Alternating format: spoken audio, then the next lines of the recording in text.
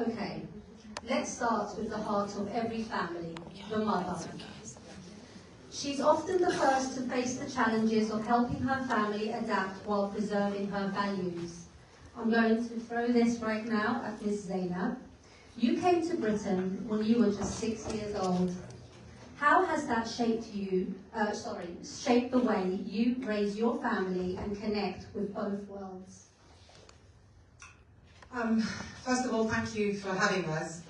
I think it's really important to have these kinds of debates and just spread general awareness of what's going on interculturally, especially with our youth. Yes, so I did come to the UK quite young, and I think it was squarely on my mother's shoulders to kind of help us integrate into the community, starting from the school. And I think because she kind of taught herself what the school system was, and she spoke to teachers, she made friends who spoke English, she tried to understand the culture that she was embedding herself into. I think the littlest things, such as school dinners, she was trying to understand what we ate at school in order for her to see, you know, if we liked it or not. Did we want our cultural food to go as a school lunch with us to school? I think it's those little things, those little practicalities. Was it halal or not? I don't think we were much, it wasn't available as much in the late 80s and in the 90s, especially in schools, no. But I don't think my mum, you know, cared for much in terms of wanting the school to provide halal, more like educating us on what we can choose. You can choose vegetarian, you can choose, again, I say it's those very little small choices and topics that she spoke to us about to preserve our identity and make sure at the same time that we don't feel like outsiders in the school system. And I think it's really important, because if the mother doesn't make herself aware, if the mother doesn't educate herself on what happens in schools, I think one of the, as a teacher myself, in current times, I think one of the main things that the parents that I deal with, their concerns is social services, and they want their kids to preserve privacy and identity of what happens at home. And I think that must have played on my mum's mind at some point. But I have absolutely, you know, the most tremendous admiration for her, because we didn't feel it. We didn't feel threatened by a system. We didn't feel threatened by a private home and my mum being scared of not knowing anything, because she has educated herself and she has taught us that at home we're rooted, but outside, it's, you know, we can be as British as we want, as long as, you know your identity, you know your culture, you know your language, you know your religion, and you know what your limits are. Because a lot of what I see in today's kids, in my line of work, is that they don't have boundaries. And they're okay, and they lack confidence, and they're okay not to have boundaries, and they're okay not to, you know, flaunt their culture because they feel a little bit embarrassed by it, rather than being empowered. I think that's one of the main roles of a mum at home. Very interesting. So, Dr. Lana, from your professional work, how can mothers play a leading role in helping their families integrate while keeping a cultural identity alive? And going on that, what small practical steps make the biggest difference? Good evening, lovely ladies and gentlemen. As she introduced me, adding on as well what Ustadha Zainab she said, based on what I do as a private Islamic counselor as well. And first of all, we say Assalamu alaikum wa rahmatullah, peace be upon you. As adding on Zainab, like these little steps which really we needed these days, as the world in general is becoming more difficult, and we are trying always to find where is the peace and where is the love and how to mix with others. I believe always the mom, maybe some ladies, they believe that all the pressure is above our shoulders. Always, you just said the moms, yes, the mom is the madrasa, the school, the uni, everything started from our moms, isn't it? And that's why today I'm on the stage, because of our mummies. Adding definitely for them, our daddies. May Allah subhanahu wa ta'ala shower who passed away on His mercy and save his life. So the first thing I believe, as a mom, as an Islamic counselor, the school. Being linked to the school, understanding the rules, being a friend with the head teacher and the staff, I think we can save most of our problems. We will never find a barrier, especially like if we can call ourselves the first generation and then the second generations. The issue and the lack of understanding things, this one I think from my beliefs, which brings more difficulties and problems which we are facing these days. All the problems with the social workers and even the curriculum understanding, as Ustadha Zainab, teacher Zainab, she said the boundaries, maybe making things more easier for us and maybe more friendly with our kids. The problem that we came as a Western or as an Eastern, that mom, you know, have like a holy bubble around her. She is not being allowed to, you know, to argue with or to do this, or you cannot answer. This one is not here. You have to believe this, darling. You came to this country, definitely you didn't come just like this, and you make your decision. Before you came, you fully understand, I believe, or you maybe you read, or you maybe watch, what is UK law, how things in school, how you're gonna go, you know, parent your kids here. That's why I believe that the most problems these days is a parenting. Last week I was in one of the houses, was called emergency call, and I was there until 1:30 a.m. because, you know, that one of part of the family, I don't want to give too much details, so, you know, for their data confidential, but she was willing to hit her mom. Why? And the mom she just want to leave and divorce and this, and I cannot. And I said, why don't you be closer to her and understand why she was willing to do that? Rather than escalating things and maybe asking for divorce, and maybe the social service is there, later the police will be involved there. This one because the main issue was for the kids. Mom and dad, they don't know how to parent us. How shame when your kids say, you cannot parent me well. You don't know how to deal with me. The biggest thing you can say just to keep me out of my iPads or things, or like screens. So the school, understanding the boundaries, being more friendly with them, and try to understand the difficult ever period of time which we are facing, all of us, regardless we are Muslims or non-Muslims.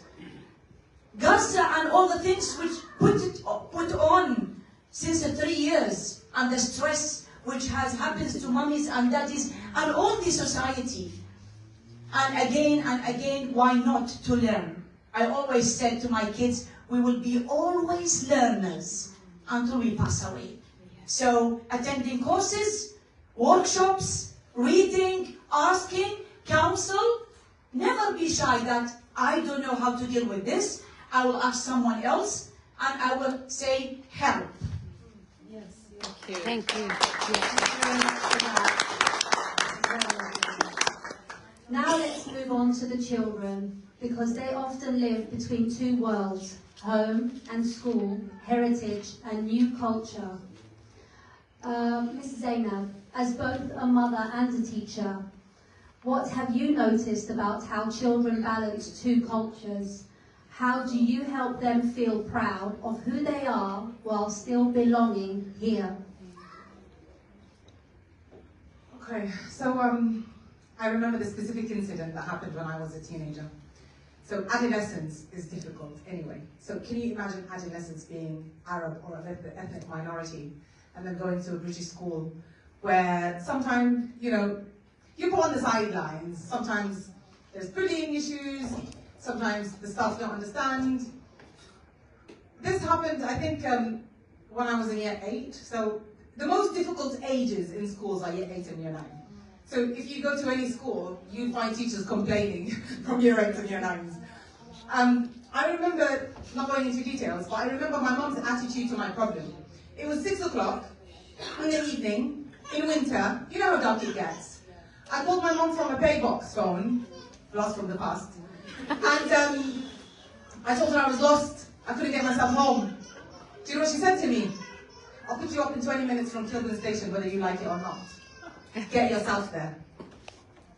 I think we've lost this attitude to parenting. We've lost this attitude to parenting where you can go outside on your bike, as soon as the street lights come in, you can come back in. We've over-cuddled our kids. And that affects directly on the duality of identity. Because what happens to immigrant children when they relocate to a country that they don't know the rules?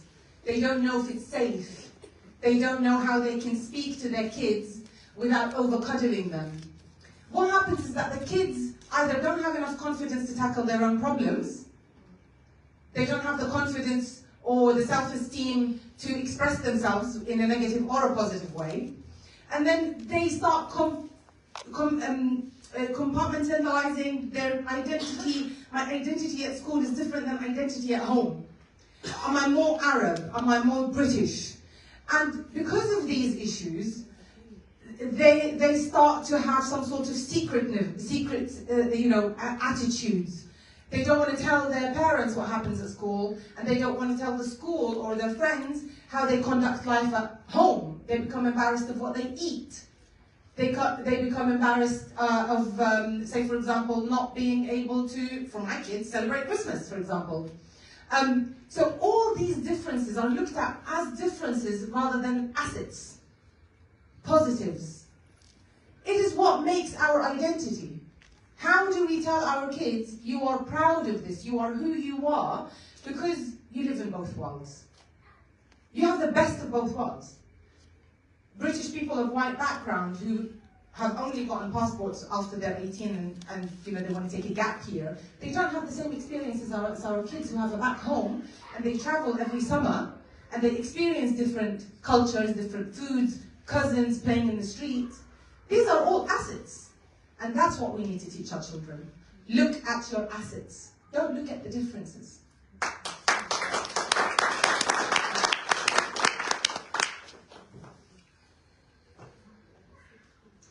Dr. Lana, from your experience, what emotional or social challenges do children face growing up between two cultures?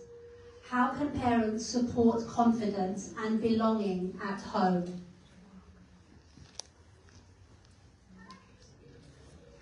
I believe when we say home sweet home, we mean not only the home, we mean the word which you come back from, al-watan, the country, the mother, the culture, the lovely, the memories, I'm afraid maybe some of them even the childhood. So I believe each of us, especially as we are coming for all the occasions which we're going to celebrate, is coming one after the one, which like Christmas, like Ramadan, and Feb, inshallah, like Eid, like all this stuff. Ignore Valentine and all these anyway, love is love anyway, you have to live the love. So all these occasions which we celebrated is home. If you remember everything, it was home, unless there is some exceptional circumstances. So based on that, I believe decorating, food, clothes, talking, maybe some films, maybe some holding flags. Today I'm wearing the Palestinian culture dresses. This is not mine. Wearing the thobe with the white veil, they're exactly thobe al-Fallahi, or thobe al-Falastini, the Palestinian one. But because you don't need to be a Muslim to support Palestine, you have to be only a human. That's why we are all.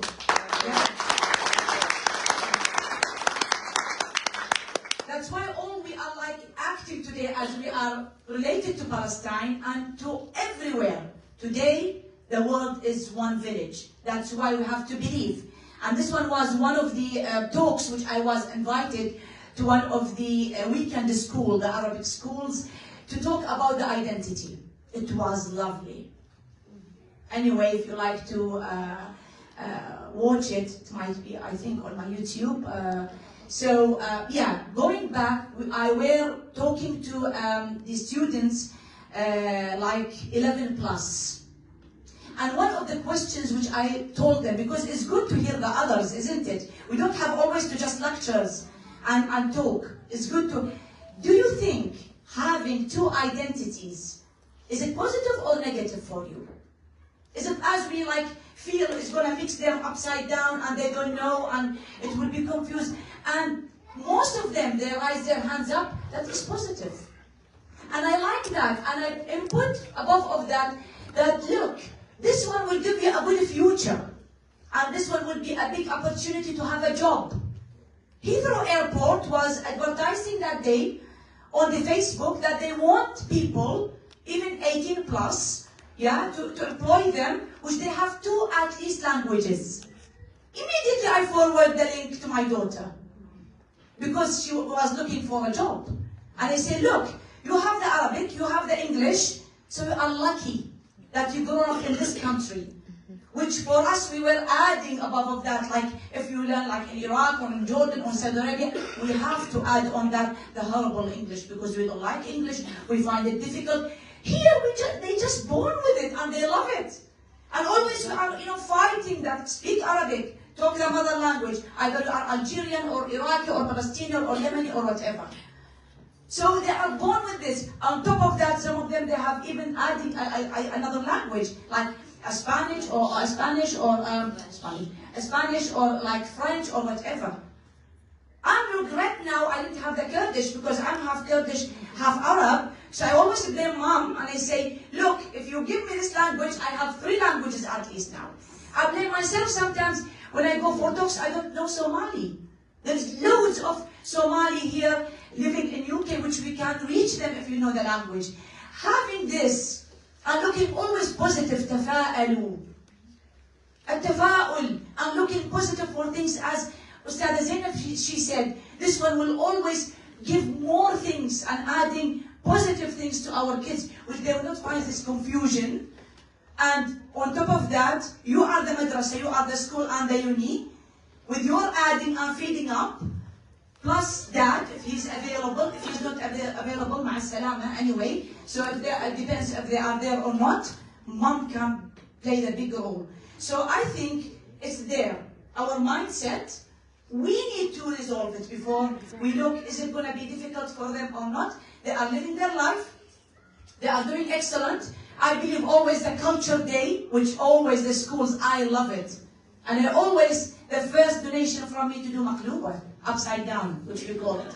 Yeah? So, because I would like that, I'm related to the school. I help them, I support them. I'm there, as Ustadha Zainab, she said, the parents' evening is very important. When you show yourself, I'm the mom of this child, and I'm going to do this and this, I'm going to help, I'm going to volunteer to read the story in the school. All these, you will learn, and the others will learn with you as well.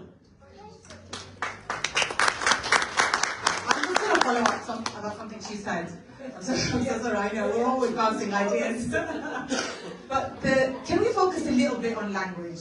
Yeah. So, my master's is in English language teaching, linguistics and so on. The brain does something amazing. It's called code switching. Yeah. So when the brain switches between 2 languages, it's just an implementation of a process that skillfully shows how quick the brain can switch between topics, switch between calculations. So this is not just about language. When you tell your kids Arabic is important, Punjabi is important, Urdu is important, your mother tongue is important, it is because you are teaching them a skill set for life.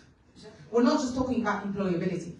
We're talking about skills that can actually leave them, better set up to deal with people, interactions. And we've got a lot of media representation for the Arabic society, whether in Britain or Europe or America. I've got students in my school who say Habibi all the time. Yeah, I've got students, inshallah, yalla, yalla miss. They follow me up the stairs, yalla miss. And I've taught adults for 18 years before turning to schools. So when we're talking about dual identity, bilingualism, we're talking about skills that our kids will use for their life. This is not just about the time that we live in. Thank you very much for that information.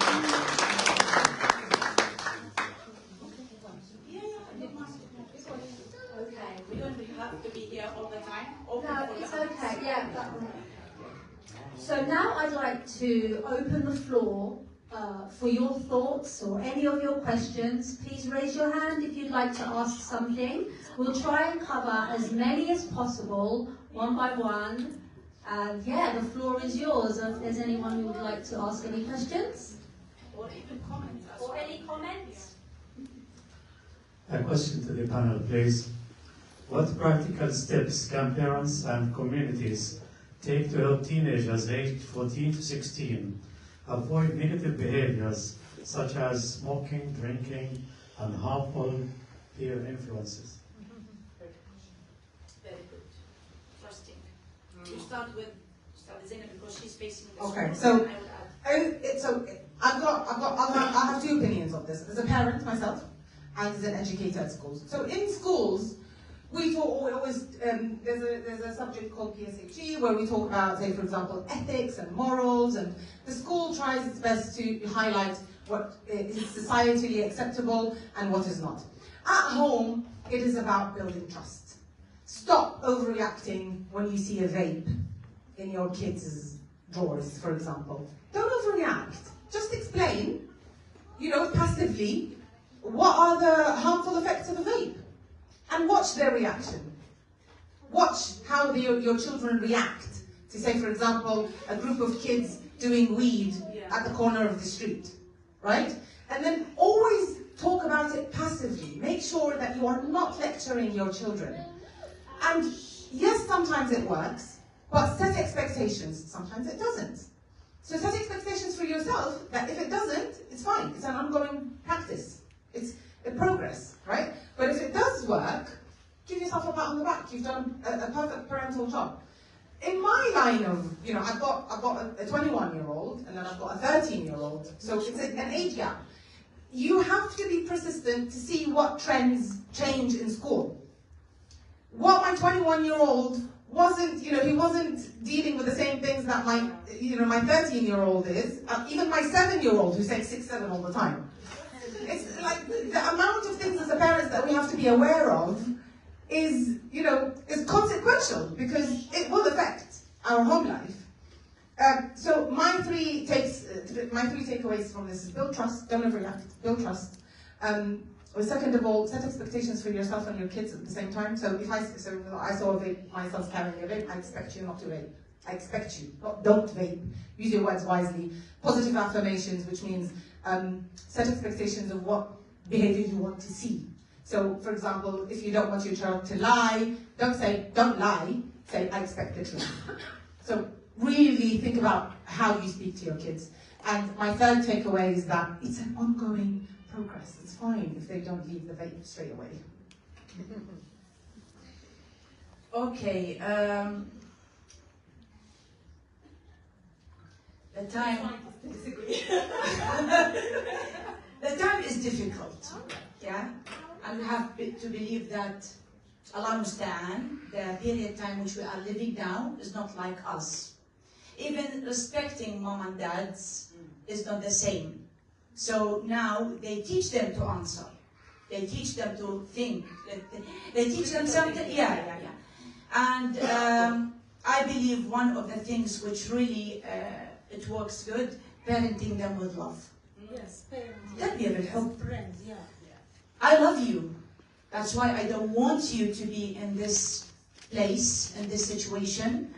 And maybe explaining the medical side, the things, how the future, money. Are you going to have a job with like this, let's say, attitude? But I'm not just focusing, on vape. I'm just taking widely, which Ustad Ali, he mentioned the problems of teenagers. And I think, putting loads of things that they are teen, so they are allowed to do everything, and this matter of age and hormones, and I think we give it more than it should be. So now we are paying the result of that, or the penalty that murahiq. Everything is murahiq. Come on. You are teen, so it means that you are responsible. You are older. You can, from our historical stories, Islamically, they need, many things. And they were qada, they were leaders in this. Osama bin Zayd was 17 only. Sorry, I'm just going for things Islamically. Because you cannot, this is my belief, stop them without, this is the second step, after with love, linking them with the Lord or with God. Regardless, again, what is their religion. They have to link with something which really they can feel that if I will do this one alone, okay, am I doing the right or wrong? Shall I blame myself? Because mostly they do it without, our style, without, in a corners, with friends, without, they think, without someone seeing them. So linking this, I think, is very important. At-tarbiyah al-imaniyah. The feeling Allah, feeling the God, I think, that you shouldn't do that. You have to be the best version of yourself. This was one of the talk which I delivered in one of the unis. How to be the best version of yourself. There's 10 steps, I go through them, and it was fabulous. Give them some skills. Okay, how can you quit? How can you do this? How can you do that? So, yeah, this one from my experience. And there is loads to speak here because it's a massive subject. We're going to take one more question.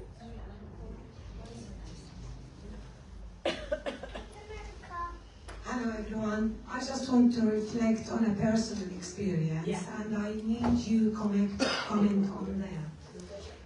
My daughter, she was attending a private school for primary, and then I moved her, non-Islam, and then I moved her to a state school. In that school, the first parent evening I attended, it was. I noticed that 95 or 90% of the students are non-English, same as the teachers. And then I was, to be honest, I don't underestimate any other race other than the English, but I was surprised of the way the government tend to allocate teachers and students in schools in London specifically.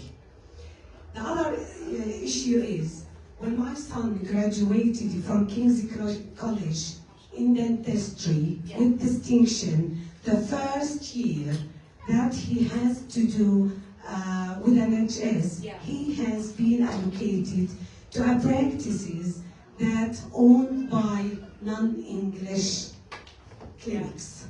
How can I convince my daughter to be proud of her race and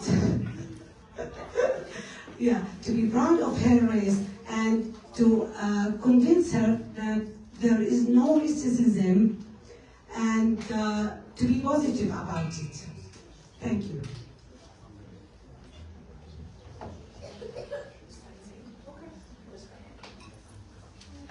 Okay, so I'm quite confused why you're upset that there's quite a few ethnic minorities in the school rather than English.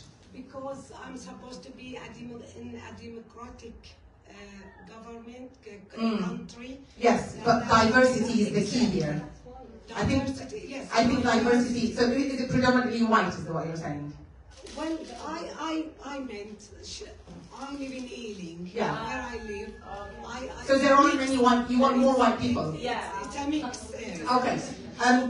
Well, congratulations. Honestly, this is very good. Part of diversity, and I'll explain this very quickly because I think we've got limited time. Part of diversity is that doing diligence to the community that you live in. So if the community that you live in is majority Arab, then it would only make sense that they will have Arab schools, not Arab schools, English schools, British schools, but Arab employees. So I live in an area where there's a lot of ethnic minorities from the Asian community. The school I work at, senior staff are, I would say, 60% ethnic minorities. And that's good because they need to communicate with parents and they need to understand the cultural background of Yeah, parents. but the school closest to my house is a Church of England, and I think it's this. my catchment area. Okay, so this is a system of allocating pupils to schools rather than racism of who gets to teach your children. So if you want your children to go to that specific school, I think there's a system where you can go to the pupils administration, admissions. If you want, come up to me after this and I'll explain to you how to do that properly. But in terms of diversity, I think diversity is very important. I think it's really important to have people like me in their hijabs who speak English as a native language, who speak Arabic near to a native language, inshallah, and then who can cater to the students who speak Arabic and their Does parents. this apply to my son as well?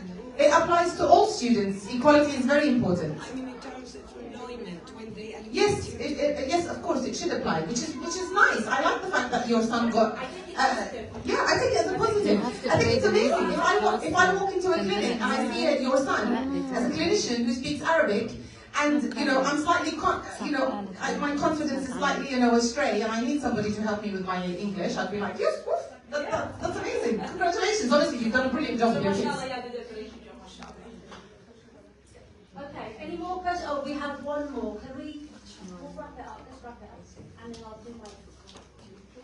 It's a huge subject. It is. Have a conversation. Yeah, thank you for the conversation. It's really inspiring. It's just like a comment of my personal experience. I also have a 20-year-old, a 16-year-old, and a 12-year-old. So I know what you're talking about with the 6, 7 thing. It's crazy. The main thing that helped me to raise teenagers in this culture is parenting love, but also understanding them, understand what's going on in their environment, and give them that confidence, and also teaching them how to do their own critical thinking. So I don't want to enforce my own beliefs on them, because I want them to think for themselves. I don't want others to take advantage of them because they were very used to just obey rules. I want them to have that critical thinking on thinking, is this good for me or not? And the other thing is just try to occupy their time, because نفسك لو تشغلها بالخير شغلتك بالشر. So sports, arts, hobbies, just like don't leave a minute. Their energy. Exactly, don't leave a minute for them. Just occupy their time. Exactly. Yeah, thank you. Can I follow up something really quickly? Yeah. Very quick, all of us. Thank you, Zaina.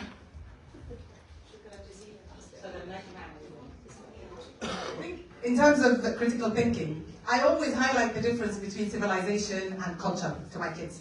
Civilization is where we live in England, right? Civilization is material. Civilization is something that you can touch. And that's how they colonized our countries. They were like, oh, we're bringing you civilizations, as if like we don't have any.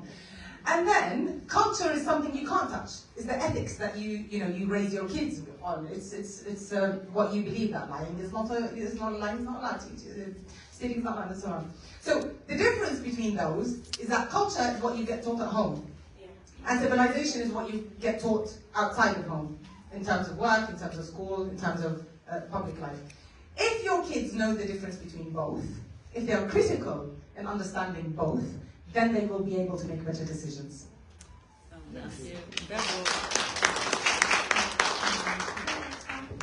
Okay, so closing remarks. Integration starts with awareness, grows through family connections, and flourishes when we find balance between the old and the new. When we carry our roots with pride, we don't lose them. We let them bloom wherever we go.